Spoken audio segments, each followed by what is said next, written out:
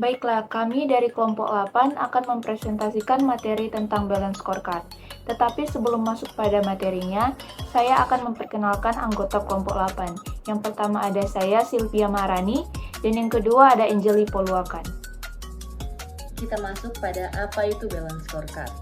Balance scorecard berasal dari dua kata. Yang pertama, balance atau berimbang, dengan pengertian adanya keseimbangan antara perspektif keuangan dan non-keuangan, antara performance jangka pendek dan jangka panjang, dan antara performance yang bersifat internal dan yang bersifat eksternal. Kemudian scorecard atau kartu skor, yaitu kartu yang digunakan untuk mencatat skor performance seseorang, di mana kartu ini juga dapat digunakan untuk merencanakan skor yang hendak diwujudkan oleh seseorang di masa depan. Dari penjelasan di atas dapat disimpulkan bahwa balance scorecard adalah salah satu alat manajemen untuk membantu dalam mengimplementasikan strategi bisnis dengan mempertimbangkan 4 perspektif yang saling berhubungan untuk mencapai tujuan yang diinginkan dan yang ingin dicapai oleh suatu perusahaan dalam jangka panjang, yang kemudian diukur dan dimonitor secara berkelanjutan.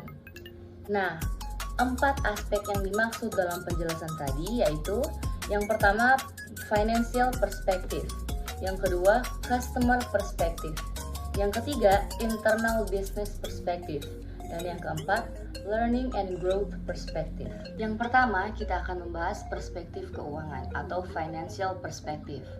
Menurut Kaplan dan Norton, balance scorecard tetap mempertahankan ukuran finansial sebagai suatu ringkasan penting dalam kinerja manajerial dan bisnis, di mana laporan keuangan menjadi tolok ukur untuk mengetahui laba perusahaan, di mana perspektif keuangan merupakan pelipat ganda kekayaan yang dipandang sebagai tujuan dari sebuah organisasi.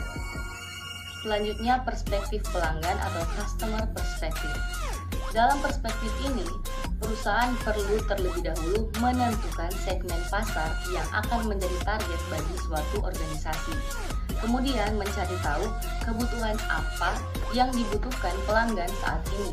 Secara otomatis, pelanggan akan merasa puas terhadap produk atau jasa yang kita tawarkan dan memberikan kita loyalitas atau kesetiaan terhadap produk atau jasa yang kita tawarkan, sehingga dapat meningkatkan laba perusahaan. Di sini kita akan melihat alur dari perspektif pelanggan, di mana pelanggan cenderung akan berpindah dan mencari produsen atau supplier lain jika kepuasannya tidak terpenuhi. Untuk menangani hal tersebut, maka kinerja yang baik dari perspektif pelanggan sangat perlu untuk ditingkatkan oleh perusahaan. Karena jika kinerjanya buruk, bukan tidak mungkin perusahaan akan kehilangan pelanggan di masa depan, walaupun kinerja keuangan saat ini sudah terlihat sangat baik.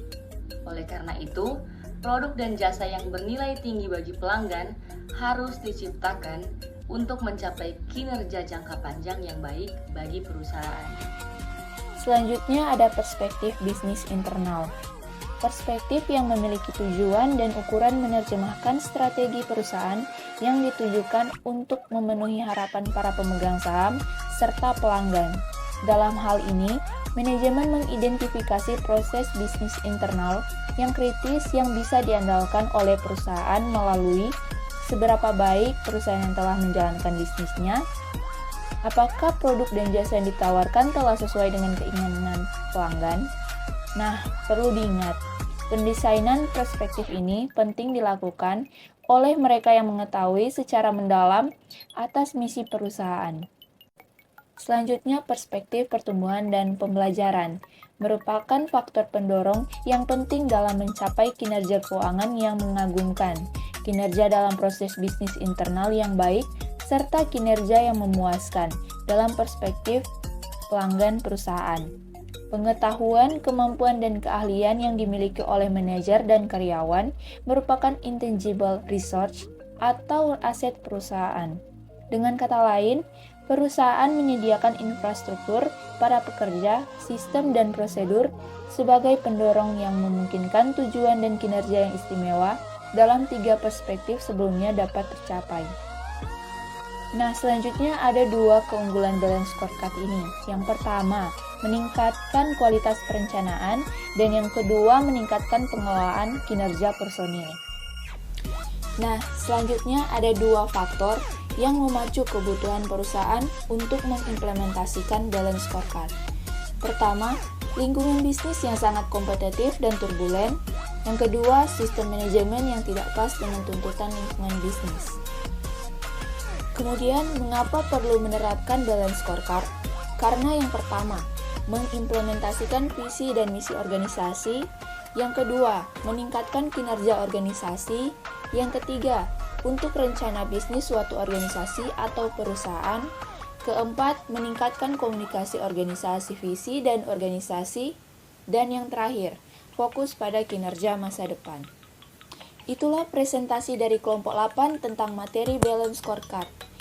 Mohon maaf jika ada kesalahan kata atau penulisan. Sekian dan terima kasih.